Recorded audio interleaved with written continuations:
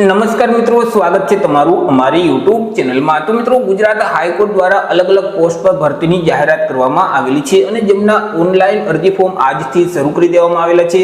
તો આજના વિડીયોમાં આપણે ચર્ચા કરીશું ઓનલાઈન અરજી ફોર્મ વિશે કે અરજી ફોર્મ જાતે કેવી રીતે ભરી શકાય તેના વિશે સ્ટેપ બાય સ્ટેપ એક જ વિડીયોમાં માહિતી મેળવશું। પરંતુ તે પહેલા વિડીયો ગમે તો લાઈક અને શેર કરી દેજો, ચેનલમાં નવા હોય તો ચેનલને સબસ્ક્રાઇબ કરી દેજો। તો ચાલો મિત્રો વિડીયોની શરૂઆત કરીએ। તો સૌથી પહેલા મિત્રો, તમારે તમારા મોબાઈલમાંથી અથવા તો લેપટોપ કે પીસી માંથી કોઈ પણ એક ઇન્ટરનેટ બ્રાઉઝરને ઓપન કરવાનું રહેશે અને ત્યાં સર્ચ બોક્સમાં ટાઈપ કરવાનું રહેશે એચસી ઓજાસ। જેવું મિત્રો તમે એચસી ઓજાસ ટાઈપ કરી તમે તેને સર્ચ કરશો તો જે ગુજરાત હાઈકોર્ટનું ઓજાસનું જે પોર્ટલ છે તેમની વેબસાઈટ તમને સૌથી પહેલા જોવા મળશે hc-ojas.gujarat.gov.in। તે વેબસાઈટ ઉપર તમારે ક્લિક કરી દેવાનું રહેશે। જેવું મિત્રો તમે વેબસાઈટ ઉપર ક્લિક કરશો એટલે તે વેબસાઈટ ઓપન થઈ જશે। હવે મિત્રો અહીં જે મેનુ આપેલ છે તેમાં સેકન્ડ નંબરમાં જોબ એપ્લિકેશનનો જે ઓપ્શન છે તેના ઉપર ક્લિક કરશો તો સબ મેનુ ઓપન થઈ જશે કે જેમાં સૌથી પહેલા જે એપ્લાય નાઉનું ઓપ્શન છે તે ઓપ્શન ઉપર ક્લિક કરવાનું રહેશે, જેથી કરી મિત્રો આ મુજબની એક સ્ક્રીન ઓપન થઈ જશે। હવે મિત્રો ગુજરાત હાઈકોર્ટની જેટલી ભરતીમાં ઓનલાઈન અરજી ફોર્મ શરૂ હશે તેનું લિસ્ટ તમને જોવા મળશે। આજે મિત્રો અલગ અલગ પોસ્ટ પર ભરતીની જે જાહેરાત કરવામાં આવેલી છે તેમાં અરજી ફોર્મ શરૂ કરી દેવામાં આવેલા છે અને 15/6/2024 સુધી તમે ઓનલાઈન અરજી ફોર્મ ભરી શકશો। મિત્રો તમામ પોસ્ટ માટે ઓનલાઈન અરજી ફોર્મ ભરવાની રીત સેમ જ છે, તો આપણે કોઈ પણ એક પોસ્ટને ધ્યાનમાં રાખી આગળ વધીશું। મિત્રો આ બાજુ પોસ્ટનું નામ આપેલ છે।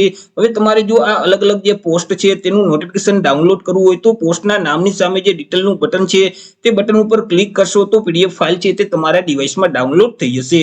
મિત્રો અહીં ઓનલાઈન અરજી ફોર્મ ભરવા માટે જે પોસ્ટમાં તમારે ઓનલાઈન અરજી ફોર્મ ભરવું હોય તો તે પોસ્ટનું નામ છે તેની સામે જે એપ્લાય નાઉનું જે બટન છે તે બટન ઉપર ક્લિક કરી દેવાનું રહેશે, જેથી કરી મિત્રો આ મુજબની એક સ્ક્રીન ઓપન થઈ જશે। હવે મિત્રો અહીં સૌથી પહેલા તો તમારે તમારું રજીસ્ટ્રેશન કરવાનું રહેશે। નવું રજીસ્ટ્રેશન કરવા માટે અહીં તમને એક ઓપ્શન જોવા મળશે ક્લિક હિયર ટુ રજીસ્ટ્રેશન, તે ઓપ્શન ઉપર ક્લિક કરી દેવાનું રહેશે, જેથી કરી ફરીથી આ મુજબની એક સ્ક્રીન ઓપન થઈ જશે। હવે મિત્રો અહીં તમને ન્યૂ કેન્ડિડેટ રજીસ્ટર હિયર નો ઓપ્શન જોવા મળશે, તે ઓપ્શન ઉપર ક્લિક કરવાનું રહેશે, જેથી કરી મિત્રો આ મુજબની સ્ક્રીન ઓપન થઈ જશે। અહીં ડિક્લેરેશન આપવામાં આવેલ છે તે એકવાર તમારે વાંચી લેવાનું રહેશે। નીચે સ્ક્રોલ કરશો તો અહીં મિત્રો ડિક્લેરેશનને એક્સેપ્ટ કરવા માટે આઈ એગ્રી નું જે બટન છે તે ચેકબોક્સમાં ટિક કરી દેવાનું રહેશે। ત્યાર પછી સબમિટ નું જે બટન આપેલ છે તે બટન ઉપર ક્લિક કરી દેવાનું રહેશે।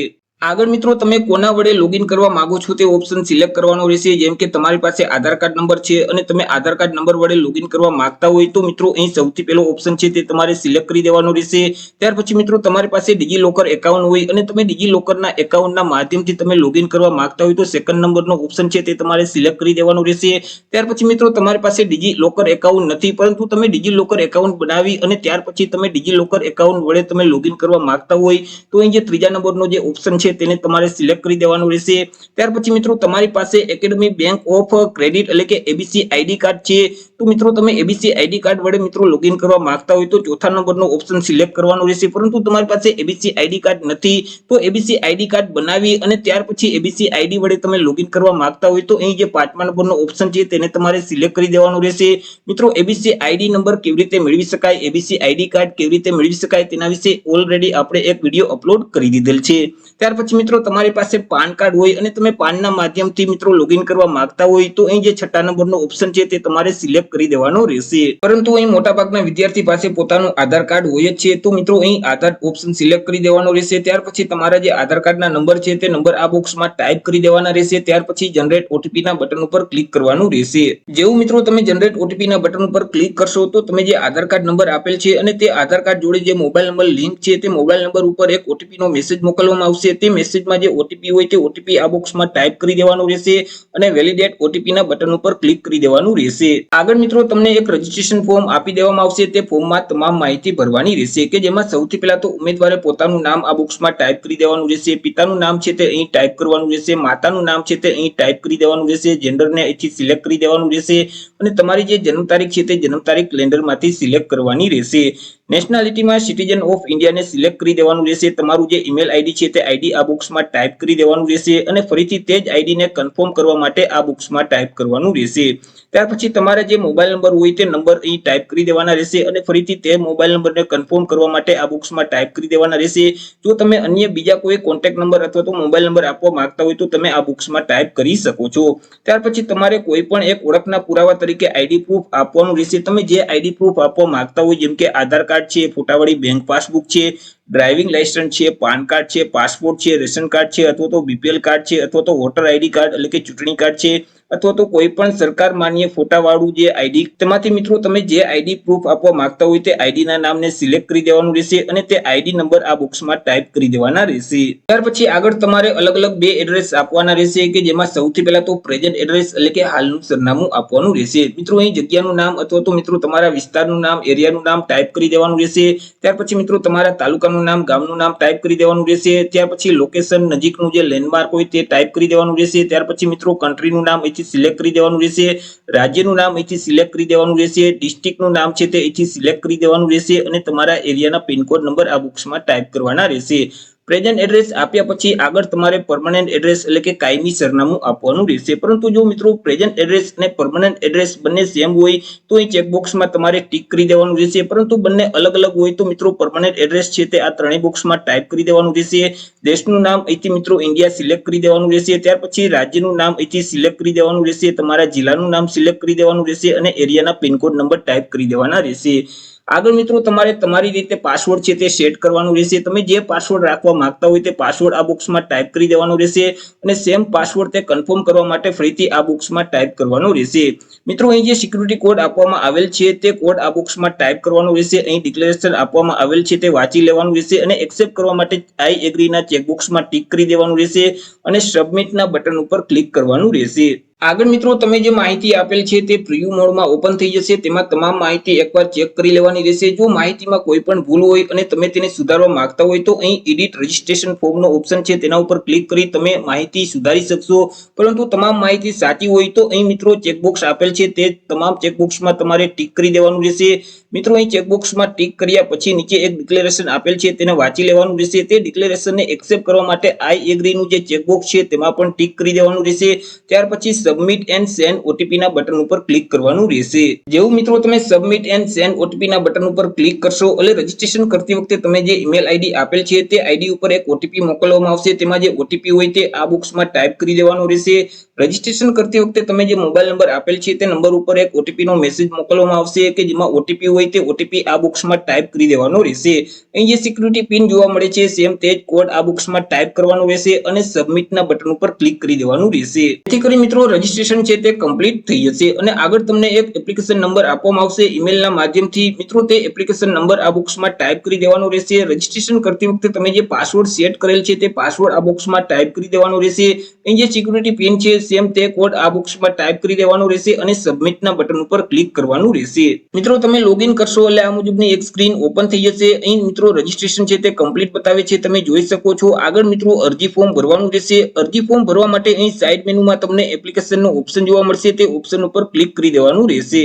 જેવું મિત્રો તમે તેના ઉપર ક્લિક કરશો એટલે અહીં તમને અલગ અલગ સ્ટેપ જોવા મળશે. જેમ કે મિત્રો સૌથી પહેલા તો તમારે પર્સનલ માહિતી આપવાની રહેશે. ત્યાર પછી કોન્ટેક્ટ ડિટેલ આપવાની રહેશે. ત્યાર પછી એજ્યુકેશન ક્વોલિફિકેશનની માહિતી આપવાની રહેશે. એક્સપિરિયન્સની માહિતી આપવાની રહેશે.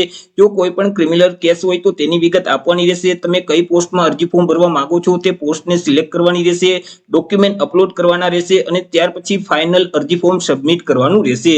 તો સૌથી પહેલા તો તમારે પર્સનલ માહિતી આપવાની રહેશે. તો અહીં જે પર્સનલ ડિટેલનો ઓપ્શન છે તે ઓપ્શન ઉપર ક્લિક કરવાનું રહેશે. જેથી કરી ફરીથી આ મુજબની એક સ્ક્રીન ઓપન થઈ જશે. મિત્રો અહીં તમારે તમારું નામ છે તે ટાઈપ કરી દેવાનું રહેશે. પિતાનું નામ ટાઈપ કરવાનું રહેશે. માતાનું નામ ટાઈપ કરી દેવાનું રહેશે. તમારી જે જન્મ તારીખ હોય તે કેલેન્ડરમાંથી સિલેક્ટ કરી દેવાની રહેશે. નેશનાલિટીમાં સિટીઝન ઓફ ઇન્ડિયાને સિલેક્ટ કરી દેવાનું રહેશે. ત્યાર પછી મિત્રો તમે ગુજરાત રાજ્યના રહેવાસી છો કે કેમ, જો તમે ગુજરાત રાજ્યના રહેવાસી હોય તો યસ સિલેક્ટ કરી દેવાનું રહેશે, નહીતર નો સિલેક્ટ કરવાનું રહેશે. મિત્રો તમે ગુજરાત બહાર એટલે કે બીજા રાજ્યના રહેવાસી હશો તો તમે માત્ર જનરલ કેટેગરીમાં જ અરજી ફોર્મ ભરી શકશો.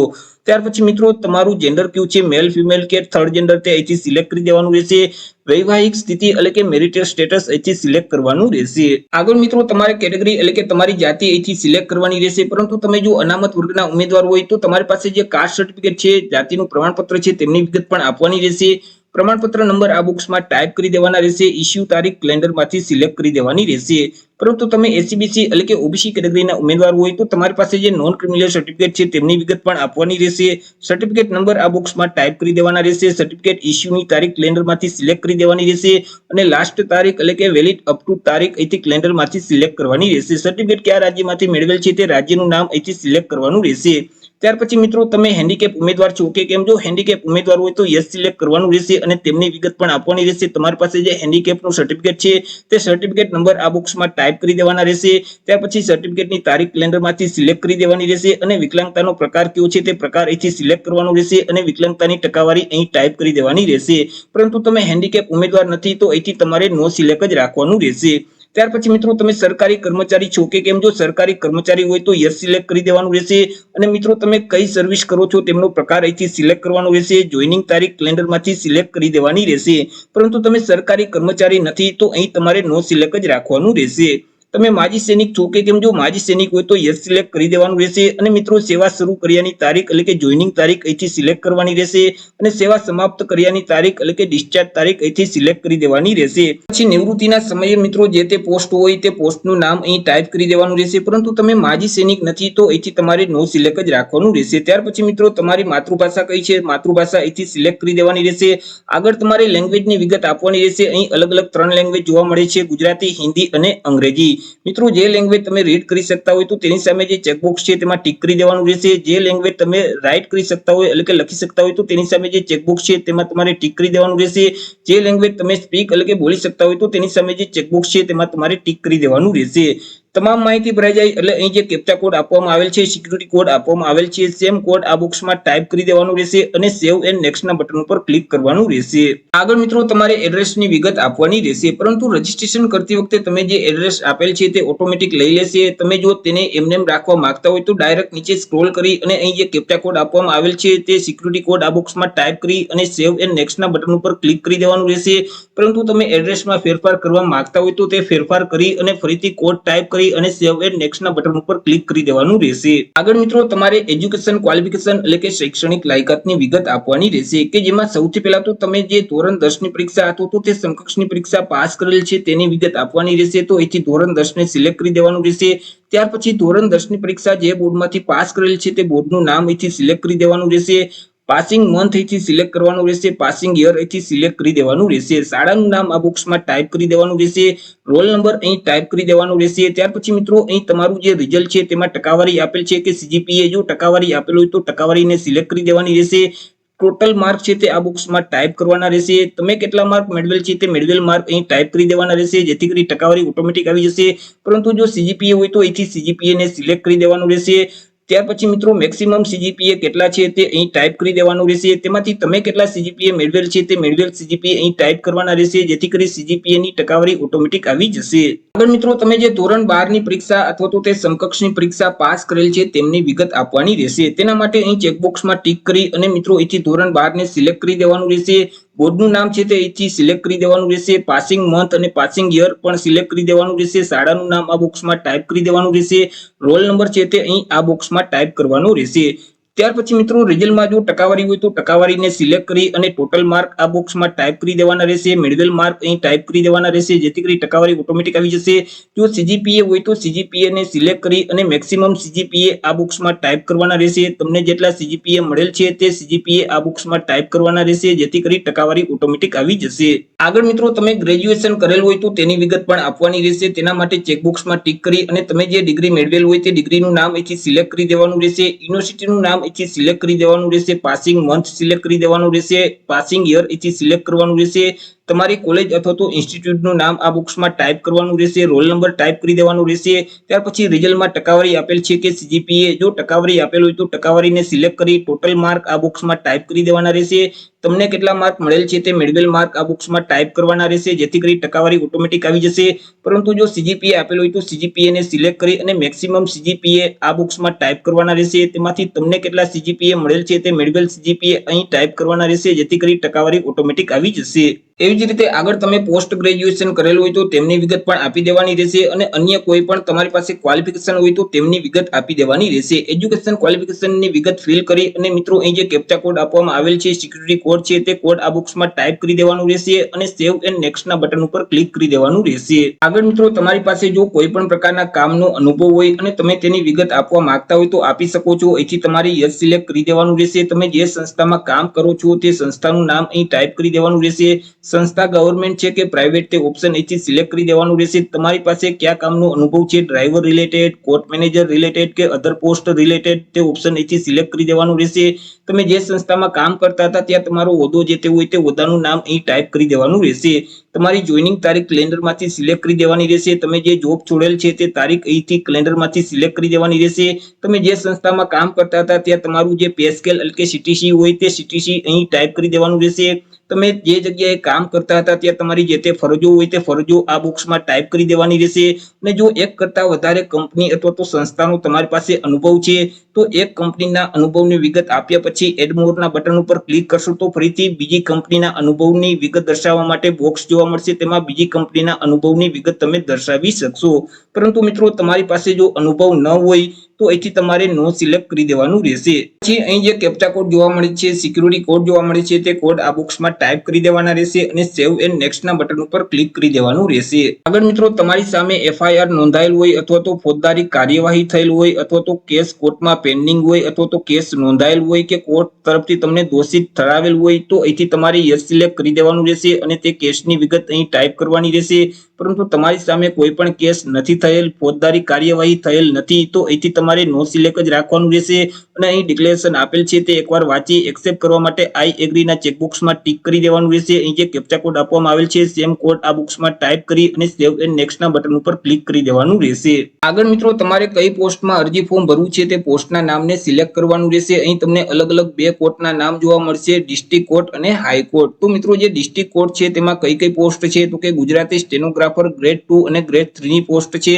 સાથે સાથે પ્રોસેસ સર્વર એટલે કે બેલિફની પણ પોસ્ટ છે. તમે જે પોસ્ટમાં અરજી ફોર્મ ભરવા માંગતા હોય તે પોસ્ટના નામને અહીંથી સિલેક્ટ કરી દેવાનું રહેશે. ત્યાર પછી મિત્રો નીચે તમને પ્રશ્ન પૂછવામાં આવશે જેમ કે તમને સાયકલ અથવા તો ટુ વ્હીલ ચલાવતા આવડે છે કે કેમ, તેનું જ્ઞાન તમારી પાસે છે કે કેમ. જો હોય તો યસ સિલેક્ટ કરી દેવાનું રહેશે, નહીતર નો સિલેક્ટ કરી દેવાનું રહેશે. મિત્રો જે પ્રશ્ન પૂછવામાં આવે તે પ્રશ્નના જવાબ જો તમારે હા હોય તો યસ સિલેક્ટ કરવાનું રહેશે, નહીતર નો સિલેક્ટ કરવાનું રહેશે. ત્યાર પછી અહીં મિત્રો અલગ અલગ 3 જિલ્લા પસંદગી તમારે કરવાની રહેશે. સૌથી પહેલો જે જિલ્લો હોય તમારી પસંદગીનો તે જિલ્લાનું નામ અહીંથી સિલેક્ટ કરી દેવાનું રહેશે. બીજા નંબરના જે જિલ્લાની પસંદગીનું નામ અહીંથી સિલેક્ટ કરવાનું રહેશે અને ત્રીજા નંબરના જિલ્લાનું નામ અહીંથી સિલેક્ટ કરી દેવાનું રહેશે. ત્યાર પછી સેવ પોસ્ટના બટન ઉપર ક્લિક કરી દેવાનું રહેશે. જેવું મિત્રો તમે સેવ પોસ્ટના બટન ઉપર ક્લિક કરશો તો અહીં તમારી પોસ્ટનું નામ છે તે એડ થઈ જશે. એવી જ રીતે એક કરતા વધારે પોસ્ટમાં મિત્રો તમે અરજી ફોર્મ ભરવા માંગતા હોય તો બીજી પોસ્ટનું નામ એડ પણ કરી શકશો. ત્યાર પછી મિત્રો તમે જો ડિસ્ટ્રિક્ટ કોર્ટને બદલે હાઈકોર્ટમાં પણ અરજી ફોર્મ ભરવા માંગતા હોય તો અહીંથી તમારે હાઈકોર્ટને સિલેક્ટ કરી દેવાનું રહેશે. હાઈકોર્ટમાં મિત્રો કઈ કઈ પોસ્ટ છે તો કે કોમ્પ્યુટર ઓપરેટરની પોસ્ટ છે, કોર્ટ એટેન્ડન્ટ એટલે કે પટાવાળાની પોસ્ટ છે, કોર્ટ મેનેજરની પોસ્ટ છે, ડેપ્યુટી સેક્શન ઓફિસરની પોસ્ટ છે, ડ્રાઈવરની પોસ્ટ છે, ઇંગ્લિશ સ્ટેનોગ્રાફર ગ્રેડ 2 ની પોસ્ટ છે. તમે જે પોસ્ટમાં અરજી ફોર્મ ભરવા માંગતા હોય તે પોસ્ટના નામને સિલેક્ટ કરી દેવાનું રહેશે. ત્યાર પછી મિત્રો અહીં સેવ પોસ્ટના બટન ઉપર ક્લિક કરી દેવાનું રહેશે. એવી જ રીતે મિત્રો તમે ગમે એટલી પોસ્ટને એડ કરી શકશો. તમે જેટલી પોસ્ટમાં અરજી ફોર્મ ભરવા માંગતા હોય એટલી પોસ્ટનું નામ તમે એડ કરી શકશો. પોસ્ટના નામને એડ કર્યા પછી અહીં જે કેપ્ચા કોડ આપવામાં આવેલ છે તે કોડ આ બોક્સમાં ટાઈપ કરી દેવાના રહેશે.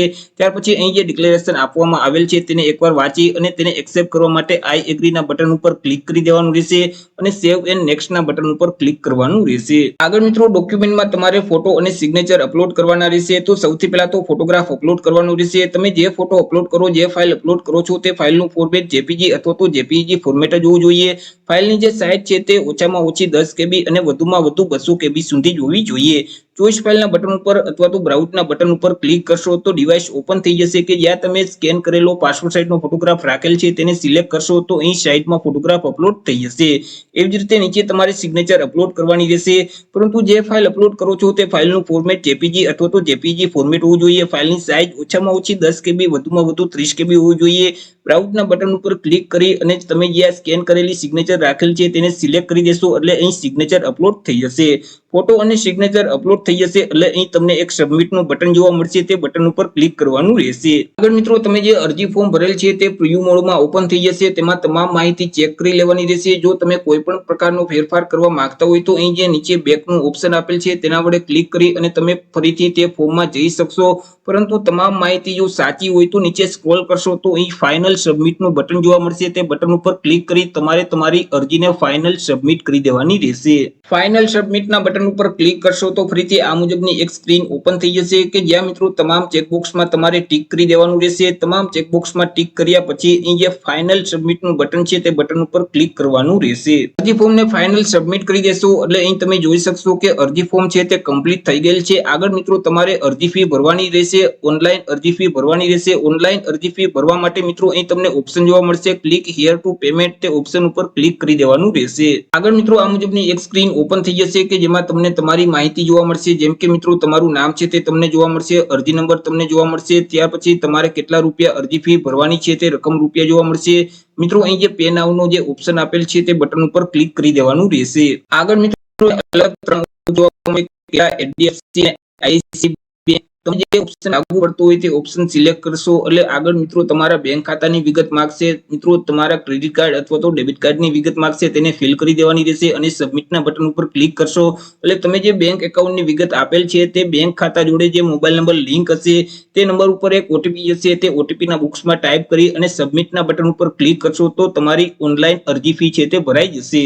તો આવી રીતે મિત્રો ગુજરાત હાઈકોર્ટ દ્વારા જે અલગ અલગ પોસ્ટ પર ભરતીની જાહેરાત કરવામાં આવેલી છે તેમાં તમે જાતે જ ઓનલાઈન અરજી ફોર્મ ભરી શકો છો. તો આશા રાખું છું વિડીયો પસંદ પડ્યો હશે. વિડીયો પસંદ પડ્યો હોય તો લાઈક અને શેર કરી દેજો. ચેનલમાં નવા હોય તો ચેનલને સબસ્ક્રાઇબ કરી દેજો. ફરી મળીશું એક નવા ટોપિક સાથે એક નવા જ વિડીયોમાં. ત્યાં સુધી જય હિન્દ, વંદે માતરમ.